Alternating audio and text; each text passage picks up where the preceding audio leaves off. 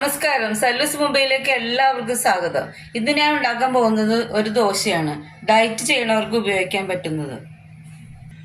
അതിന് വേണ്ട സാധനം ഇത് ജവാറാണ്. ഇത് 1/2 ഗ്ലാസ് ഞാൻ വെള്ളത്തിലെടുത്ത് കുതിർത്തിയെടുത്തതാണ്. ഇപ്പൊ 1 ഗ്ലാസ്. പിന്നെ ചെറുപയർ 1/2 ഗ്ലാസ് ആണ്, അതും കുതിർത്തിയെടുത്തപ്പോ 3/4 ഗ്ലാസ് ഉണ്ട്. പിന്നെ 2 പച്ചമുളക്, കറിവേപ്പില, ഇഞ്ചി ഇതെല്ലാം കൂടി അരച്ചു വെക്കണം. ഇത് ഞാൻ ജവാറും ചെറുപയറും 2 പച്ചമുളക്, ചെറിയ കഷ്ണം ഇഞ്ചിയും കറിവേപ്പിലയും കൂടി അരച്ചു വെച്ചതാണ്. ഈ ലൂസിലേ ആകാൻ പാടുള്ളൂ.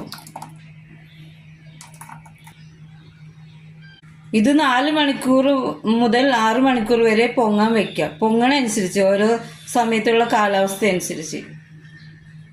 റെഡി ആയിട്ടുണ്ട്. അതിൽ ഞാൻ ഉപ്പ് ചേർത്ത് ഇനി നമുക്ക് ചുട്ടെടുക്കാം.